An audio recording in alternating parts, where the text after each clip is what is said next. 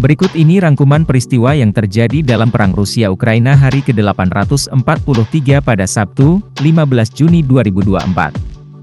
Presiden Rusia, Vladimir Putin menyampaikan syarat gencatan senjata barunya, Jumat, 14 Juni 2024. Ia menuntut agar Ukraina menyerahkan lebih banyak wilayah, menarik pasukan lebih jauh ke dalam negaranya sendiri, dan membatalkan upayanya untuk bergabung dengan NATO.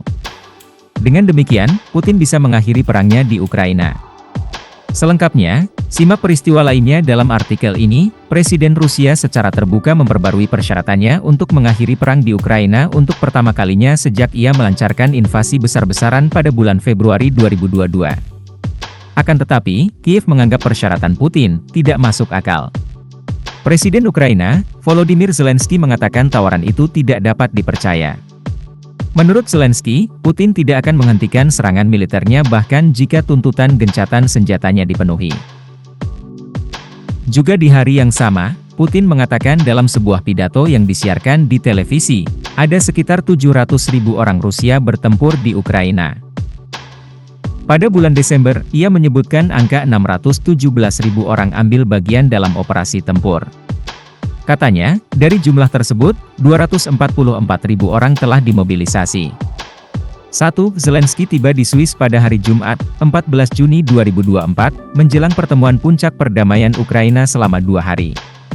Puluhan pemimpin dunia dijadwalkan menghadiri KTT tersebut, tetapi tanpa Rusia. Pemimpin Ukraina, yang berharap dapat menggalang dukungan internasional bagi rencananya untuk mengakhiri perang.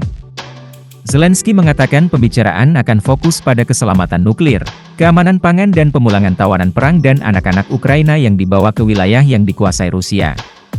2. Wakil Presiden AS, Kamala Harris, Presiden Prancis, Emmanuel Macron, dan para pemimpin Jerman, Italia, Inggris, Kanada, dan Jepang termasuk di antara mereka yang akan menghadiri KTT Swiss di Lucerne.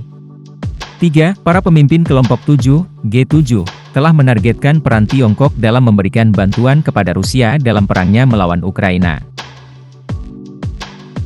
Para pejabat AS mengidentifikasi Tiongkok sebagai pemasok utama bahan-bahan yang dapat digunakan ganda, yaitu untuk keperluan sipil dan militer, ke Rusia yang menurut mereka diketahui Beijing digunakan untuk melawan Ukraina.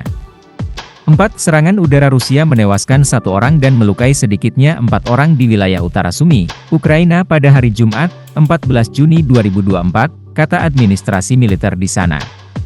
Serangan tersebut terjadi di kota Shostka, sekitar 45 km, 28 mil, dari perbatasan dengan Rusia, katanya melalui telegram.